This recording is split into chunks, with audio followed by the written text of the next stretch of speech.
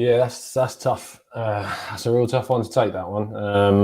Hello and welcome to the Gooner Talk. Back again with you guys for another show. For a raw reaction show reacting to Arsenal's 2-1 loss against Spurs in the North London derby. It's tempted to get really, really angry for obvious reasons at this, and get angry at the performance. There's not much you can. There's not so far I can talk without bringing up how disappointed I am in Kolasinac. And I know that there was a lot more to this game than just that. But after Arsenal go 1-0 up, and to do that and to just be so absent-minded is so frustrating. I don't get why you would think that's a good idea.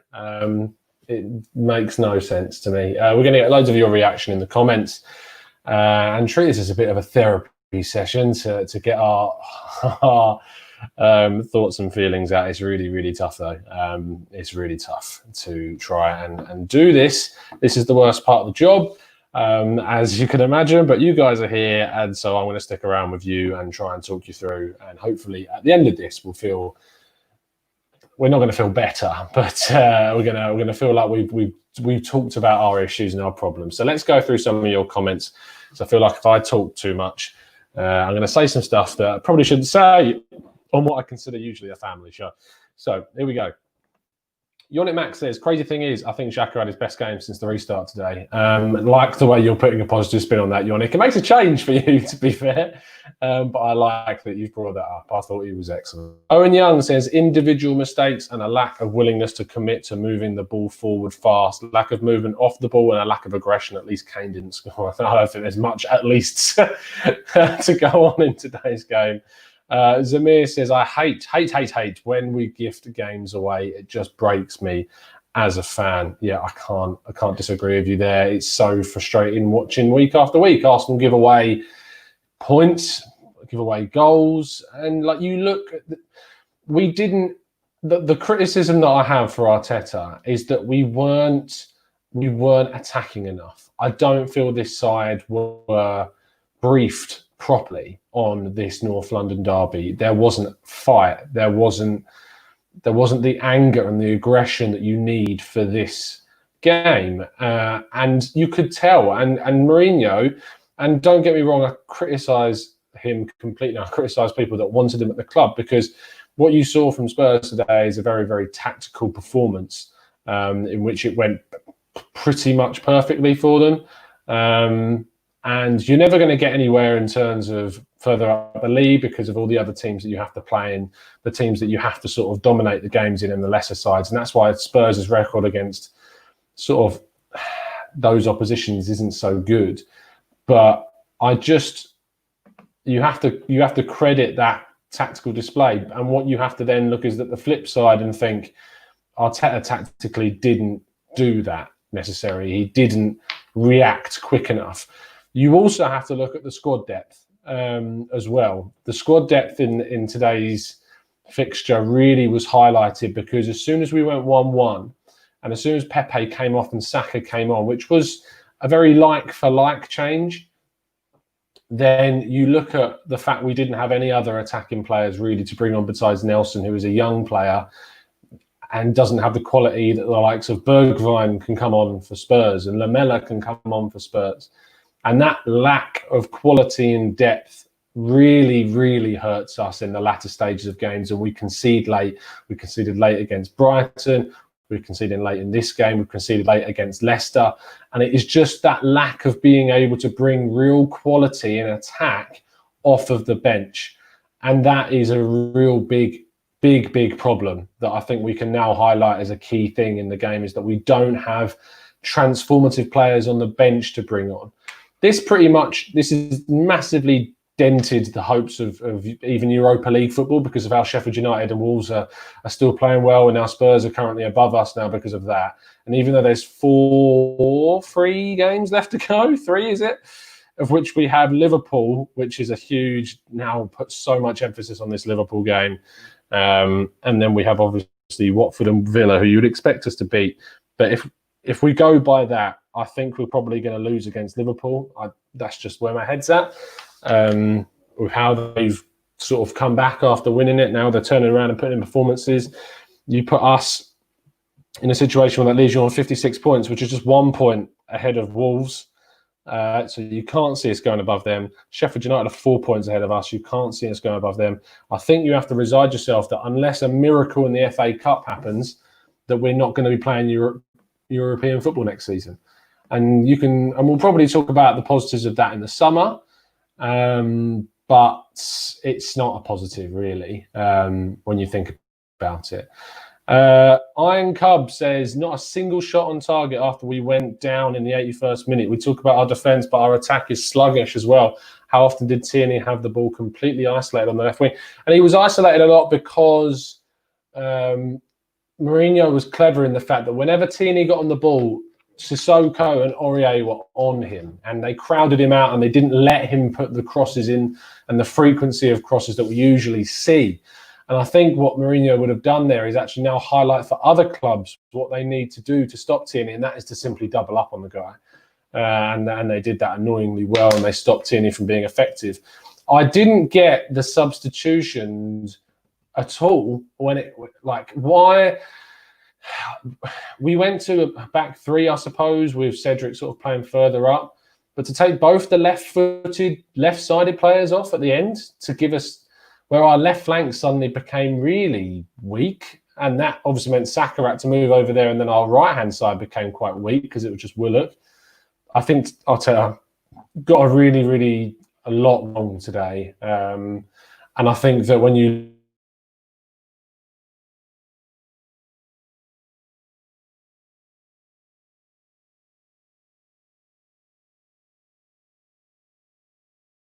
shouldn't have done. You see, this is why I am investing in a new laptop because for some reason this doesn't work for me sometimes. Before we move on, Pokero Faces, thank you ever so much for becoming a member. You've joined a really, really good group of people that will bring you up in the darkest times as an Arsenal fan for sure. So thank you ever so much for signing up. Avon Teddington says, we looked tired against Leicester and we were for the taking as the game went on. And again, tiredness seemed to set in. Maxwell says Pepe is a disgrace. Now, this is something that we need to sort of temper, is that you can't, there's other channels. If you want to go off and just slag our players and abuse our players, there's other channels that you can go and listen to. Trust me, there's plenty of them available. And that's not what we do on here. We look at things properly with a level head. And to say Pepe is a disgrace is a joke, because Pepe did a lot right in the first half. I thought his dribbling was okay. I thought he took players on well. Yes, he cut inside a lot, and he's predictable in that sense. But I thought he was okay. And he's come back into the team having missed a few games with the birth of his new baby. And I don't think that performance is worthy of a disgrace tagline whatsoever. Gary Hardy says, we played too slow from the start of the game. You knew we would make a mistake from the first minute where Luiz got caught on the ball. And and that is nerves. And that is something that gradually, hopefully, Arteta will get out of this team by moving players on and getting right players in. And we collapsed, effectively. We just collapsed. And we were beaten by a tactical performance from the manager. And other than that, it is what it is. It's probably the way to describe it. I think we need to sort of just be accepting now that this is going to be a very, very tough end to the season. This was a huge, huge game. And if you'd have said 4 points from Wolves, Leicester and Spurs, I might have taken it if the win was against Spurs, but not like this. And especially having dropped points against Leicester. And now obviously dropping points going into the Liverpool game as well is really, really tough. And I'm on this because this is what Arsenal do to me, obviously. Rydog says, Pepe was good. He shouldn't have come off. Saka should have came on. For Kolasinac, Tierney moving less. Yes, this is where I 100% agree with what Rydog says there, is that we could have gone more attacking by changing the back line. instead of going like for like and then panicking when going 1-1 or 2-1 down, what we should have done is taken off Kolasinac, moved Tierney to left centre back, and put Saka on at left wing back to offer yourself even more dangerous play on that left-hand side, to combine Tierney and Saka and Aubameyang and really press up on Aurier, who, let's face it, was on a yellow card, and so was Davies. And we never really pressed those guys. We never really did enough to sort of press them and think, yeah, we're gonna make the most of those guys being on yellows. We're going to force them into mistakes. Fingers crossed they might put into a challenge, but we never did. We never ever put any pressure on those guys, and that was such a wasted opportunity to really force ourselves. There's intelligence that's lacking, I think, across the team in certain in-game scenarios where you need to be of the mind to think tactically and to attack players that are on yellows. And we just didn't do that. We really just didn't do that. Brian Robles says Pepe running at Davies on a yellow, Aurier on a yellow would have had trouble against Saka, Alba and Tierney. It's a missed opportunity. Yeah, exactly what I'm saying there, Brian. You're spot on, mate. We didn't take advantage of those chances. We didn't take advantage of that. And I think that has to be down to Arteta. That is a complete thing against Arteta, 100%. And everyone knows I'm the biggest supporter of the guy, but you have to, if you're going to sit there and defend the guy non-stop and turn this into the comedy show of when Wenger was in and you were split into camps of you continuously criticise or you continuously praise, no matter what happens, then you need to get your head screwed on, because you need to be objective. And whilst you continue to support the manager a million %, you need to be objective and say, yeah, he got that wrong. That was wrong, what he did today. And hopefully he learns from that. What you can't do is then start tweeting things like Arteta out, like a 10-year-old child, and stuff like that. You need to just get your head screwed on, think ahead to the next game and hope things turn around and get better. If things don't turn around in the long run, then things will change.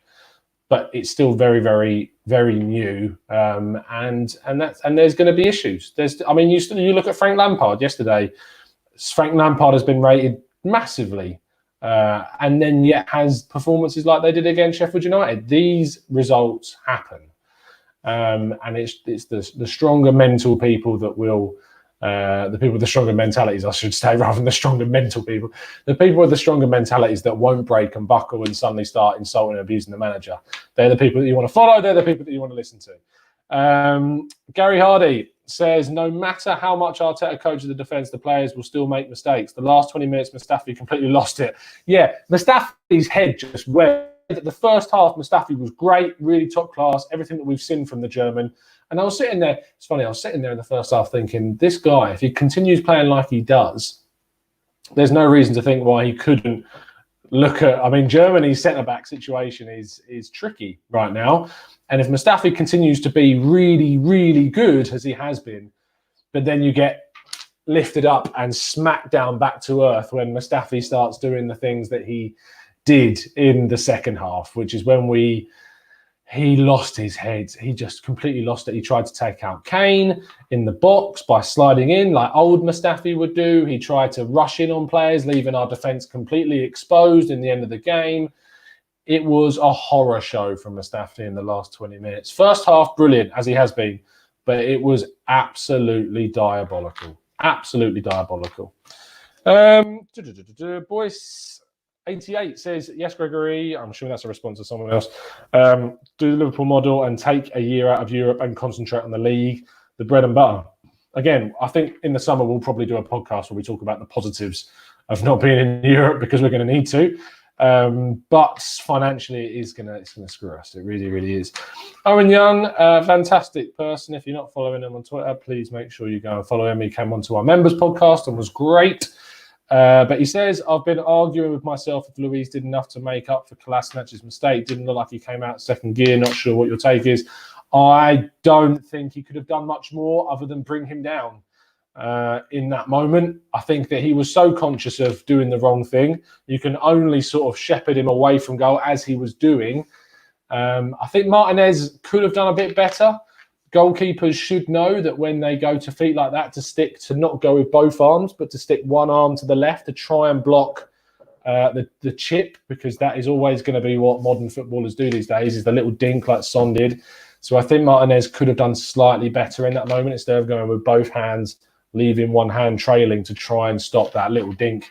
But he's still I say he's not a young keeper, but he's inexperienced in the amount of games that he's played at the top level. And I think that's one of the areas that, whilst Martinez had a great game with the shot from Davies that was saved really well, the early chance from Kane that he did really well to grasp, that was the only criticism I really had of Martinez's performance. And again, like, we conceded from a corner, and we haven't really seen too much of that conceding from set pieces, and we just switched off, and you can't switch off. And I think the man marking was a bit strange. I saw Kieran Tierney marking like Alderweireld, which is just a mismatch. You need to put the centre-backs on the big guys. You need to put the big guys on the big guys and your smaller guys on the smaller guys, because you just leave yourself open to stuff like that. And it's a big shame. It's a real big shame that happens. Laurie Nix says, getting what we deserve today. Don't know how to capitalise on a team there for the taking. And that's where this is always going to come back to. The big criticism is going to be that Arsenal lost to a Spurs team that aren't in great form. And I was sitting there thinking, I was like, this is the first time in a long time in terms of North London derbies I really thought we could have taken them to the sword, but we shot ourselves in the foot. We really, really, really did today. It's painful. But I'm feeling... Talking about it helps, because otherwise I'd be sitting inside stewing. But yeah, it's a tough one. It's a real tough one. Gary Hardy, there is no positives of being out of Europe. We play second string players until latter stages, and the money we lose could buy us decent players, and that is a very, very solid point. Iron Cub says 45% of the goals we've conceded were from set pieces, the highest in the Premier League. Wow, that is pretty damning when you look at it that way. 100%. Hyperfrantic says Collar has to go. I mean, if we can get a decent fee for him. There was a good point. James Benge from Football London raised a really good point about Nacho Monreal. Nacho Monreal would be perfect for that left centre-back slot at the moment over Kolasinac. You have to be thinking that if Marie was fit, he'd be playing in that position because of his left-footed nature, and he's just more solid defensively and he's better passing. But Kolasinac was just so poor. He was so poor in that role, and that's why I didn't pick him in my predicted lineup. I wanted Tierney there. I wanted Saka on the left wing back role. I don't get it. Just persisting with someone that is flawed in a team that needs to be solid with their passing was really, really frustrating. Tekos Man says, I've just missed your comment. Where's it gone? Tekos Man says, we really need to improve our mentality. It has been an issue for a decade. And we can keep saying that over and over and over again. But until we move on some of the mentally weak players from this side, it's just not going to happen. It's really just not going to happen. Bradley says, Collar is never going to leave. Who's going to give him 100k and his best mate is Ozil? Well, you never know. If someone comes in for him, hopefully we can get some amount of money, considering we didn't pay anything for him. Anything is a profit, so that's certainly something to consider. Nasir says, Arteta caused us this game. He showed too much respect to Mourinho. Too bad. Yeah, I agree. I think we showed them way too much respect. We didn't go at them enough. We weren't attacking enough, and Arteta is definitely takes a big portion of the blame for me, 100%. Ozzy Guna says, I was screaming for Nketiah to come on second half. I was sick of Lacazette half-ass pressing, and that's the only thing you can guarantee from Eddie. He always presses with 100%. I know it's got the fact that he's got this 3-match suspension leaves us really light, really light up front. You have to say though, talking about Lacazette, positive from the game, really good goal. That will help his confidence, hopefully, to take into the Liverpool game. But other than that, it wasn't a great game from him. It was just a great goal. And we were schooled defensively, it's fair to say. Iron Cub says, I don't think Bellerin was bad at all, but for some reason when he plays, it feels like Pepe just doesn't really know where he's supposed to play. His positioning seems to be off 100%. Panrasta1 says, Arsenal need to accept financial losses from these players, as no club will be interested in any of the players we want to let go. And yeah, we're going to have to do that. We're also going to have to accept that this is a very financially tricky period during post-COVID, or not even post-COVID, during COVID. And that ultimately means that there is going to be lesser transfer fees of players, but that goes both ways. So hopefully we can use that to our advantage as well. Peter Green says, Arteta planning this defence for the next 3 years. The use of the subs was terrible. DN says, how do you teach these players to be direct? You change some of them. It's probably the short answer. And you train them to be more confident. And you saw the passes that were being played by Bergwijn in the second half, by Sissoko, Lo Celso, those balls that just go through the gap. We didn't play any of those. Like we didn't play any cutting, incisive passes. That's just part of the game that's just gone. And there's no one making that run for the incisive pass. And that's a big shame as well. Really, really is a tricky one to take. Guna123 says, am I the only one who thinks that Aubameyang doesn't score enough of his chances? No. And he missed a huge chance to obviously put us back into the lead when he hit the bar. Massive opportunity missed there. Really, really big shame on that one. Callum Ferguson says Sabas was the best player on the park. He was. However, what I would say is that there was times he did lose the ball. A couple of times that put us under quite a lot of pressure when he just held on for that little bit too long. There were shades of the player that we saw pre-lockdown, holding onto the ball for too long, and that did put him under a lot of pressure. But that is the negative. Positively, he was really good in the way that he turned away from players, linked the play up in the middle, and he seemingly is such an imperative player for this side now. It's so important that he's in the team week in, week out. Christopher Rania says, from the starting lineup, you could see we just don't have the quality on the bench to change games, bar Saka. Yeah, we talked about it earlier on. We lack strength in depth. And you had to feel for Arteta in a way. It didn't matter what he did in the subs bench, really. We didn't have enough. When they can bring on, as I said, Bergwijn and Lamela, you just know that things are going to be really, really hard to deal with. The very... not sitting on the fence with this username, I hate Ozil, says, for me, Arteta was to blame for this game. Ari wasn't a yellow, but we kept attacking for the right side as a team. Was bad with the back pass. Yeah, I can't disagree with you there, even though I disagree with your name, not in the sense that I don't want Ozil to leave. I just don't hate the guy. But in terms of I can't disagree with you. I think you have to blame Arteta for a lot of what went wrong today, tactically, offensively, defensively. But there is also elements of it where you have to say that you can't help what Kolasinac did. That's nothing to do with Arteta. You can't help that in any way, shape or form. The defending of the corner definitely needs to improve, but someone needed to get up and head the ball away before Alderweireld did. It was a very good delivery. And I have to say that our corners weren't particularly good. Our set pieces weren't great either. The free kicks that we had didn't threaten that much, bar Aubameyang's that went just wide. Corners weren't great, hit the first man a couple of times or went too far. Really, really frustrating. Really, really frustrating. So I think I'm gonna finish things off there. There's not much more I can say. I'll be going around in circles if I did. I know it's hard. I know it's a really, really horrible game to think about. I have to talk about it, which is obviously the most tricky thing for me to have to deal with, is that I have to come on and talk about the game which we've just witnessed.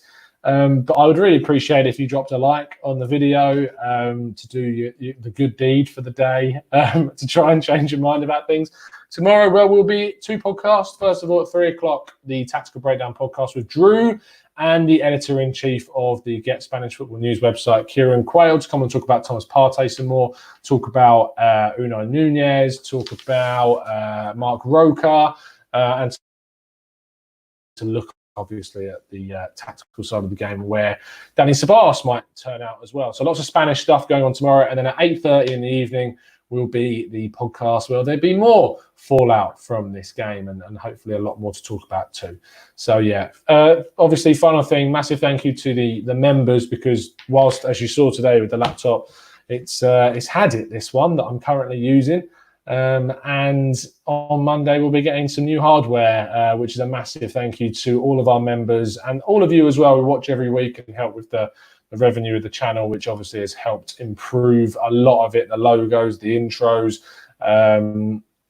loads more as well that I can't even think of right now. Microphones that like proper professional ones, which I'm not using now because it's just on this laptop. It won't even accept it at this point. So it's a massive, massive thank you to everyone.